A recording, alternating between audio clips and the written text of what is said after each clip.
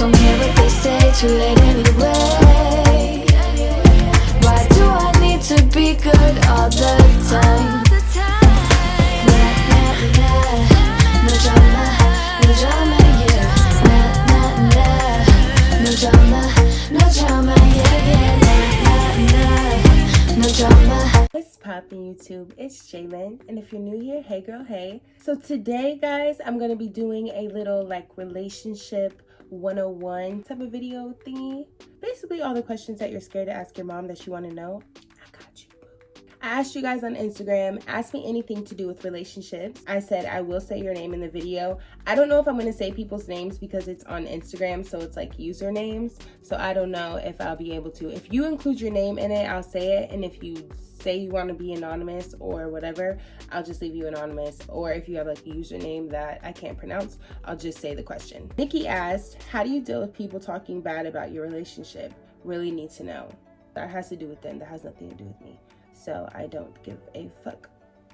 Let's just keep it all the way real. If people are talking bad about your relationship, they kind of need like a relationship to be in because they have way too much time on their hands to be worried about your relationship. I feel like sometimes people struggle between deciphering like what's real from what's fake. Not everything has to be so filled with hate and like animosity. Sometimes you can live your life on just a I don't give a fuck cloud, and then like you don't have any of this hate and animosity in your heart because you just genuinely don't give a fuck. Sometimes not giving a fuck is the way to go, and like I would rather people just don't give a fuck about my relationship instead of hate on it, because when you hate, you're wasting your own energy. Do you believe that it's right to seek happiness in a relationship? Yes. I feel like you should seek happiness in anything you do. Now, if you're talking about seeking happiness within other people, no. But if you're talking about seeking happiness in a relationship, like striving to be the best you, striving to do what makes you happy, most definitely. I feel like you should always live like that. By the way, guys, it's extremely late, so if my voice is kind of like, and my energy is kind of like, it's probably because I'm like, you know. How do you know when you found the one? You just know. You know that person's for you. It's obvious. I feel like if you're asking if you found the one, you probably did not find the one yet. It's really, really, really obvious. It's so obvious. It's crazy. It literally explains why everything else in your past went how it did. It leads up to that person. It like prepares you for that person. I haven't had my first kiss. Any tips for going about on that journey or situation? Yeah, do it on your time. Don't be in a rush to kiss, regardless of what people think of me. I literally didn't even kiss anybody until I was like damn near like 19. I was so old. I was completely on my own time, okay? I didn't need any of that drama. Take your time. Don't let nobody rush you. I was scared. I was like, oh, that's a lot. But now, like, you probably wouldn't even be able to realize that I was so like scared like that. I think like it's just best for you to take your time and don't be pressured with your friends. Don't let your friends pressure you. Don't be throwing those lips everywhere. How do you know when a player is a player? Time and experience. Game recognized, game real talk. I feel like you just recognize a player as a player because you've dealt with that shit before. You know how sometimes people have a gaydar? Well, some people have like a player-dar. Player. It's like an alarm system. You can just feel it. You just have to go through shit so you can feel that shit, and then you know that a person's a player. You feel it. Definitely with time, definitely with experience in situations, I feel like you become more accustomed to people and like the games and the fuckery. So then you're just kind of like, that's a player. Let me stay away from that. Sometimes you gotta be a player to understand a player. You feel me? Is it wrong to still be in love with someone that hurt you? No, I don't think it's wrong to be in love with someone that hurts you. I think there's a time in all situations to move the fuck on, but I don't think it's wrong to be in love with somebody that hurt you. I think that's like normal behavior almost. Like, of course, even if someone hurts you, that doesn't really mean that the love just disappears and goes into thin air. But then again, it might, because like, I guess it just depends who you are. I'm like a fast lover. Like, I can not really be hurt by situations. If a person plays me, I don't get hurt. I get even. If you're the type that's hurt, you can still be hurt. Nobody can tell you how to feel. But I definitely don't think you should be crying over the shit every single day. I feel like that's a complete waste of time. Be hurt, feel the pain, move on. Jacinta said, should your partner stop talking to someone when that person says they like them? Yes, 100%. And if your partner does not do that, they don't respect you and you don't need them anyway. Get a different partner. Do you think it's wrong to want to spend time apart? My BF hates that I need alone time so much. I don't think it's wrong. I feel like if you need time alone, you need time alone. But do you need time alone to the point where you just need to be single?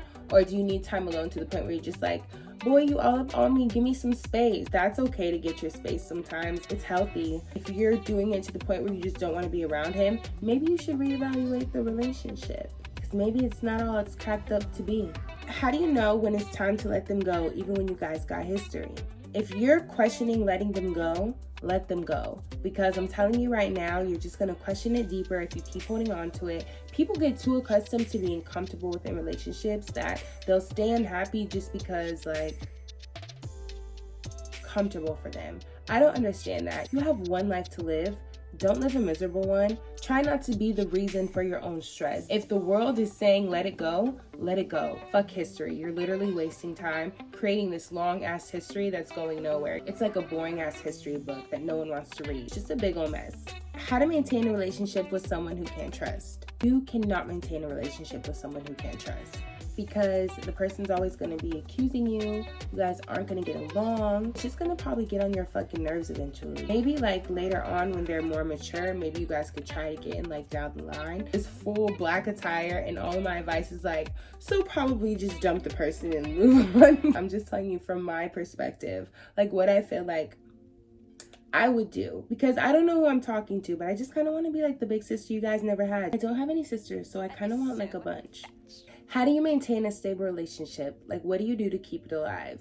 Have to have communication. I feel like that's the number one thing in any type of relationship. Like, fuck sex, fuck all that extra shit. It's really about communication, because everything will fade eventually. If everything goes sour and nothing else works, if you guys don't have that communication, you guys are literally just going to be sitting in a room in silence. And nobody wants to live that way. Communication is the main way to keep a relationship spicy. Momo said, what do you think the 5 most important things in a relationship is? I would say communication, patience, love, having similar morals and beliefs, and similar views on politics too. I could never be with no Trumper. If you guys don't feel the exact same way on stuff that's like extremely important, then your conversations can never get deeper than what they are now, because you guys are just going to be going at it, because those debates always get super heated. I just love talking about stuff like that. So if I'm with someone and they're completely on the opposite side of me, I'm just going to be like, they are so stupid. Like, how could you think like that? You're just an idiot. Kiki said, in a relationship, when should you be committed? When you hit 1 or 2 years. What do you mean? You should be committed right now. What you been doing, Kiki?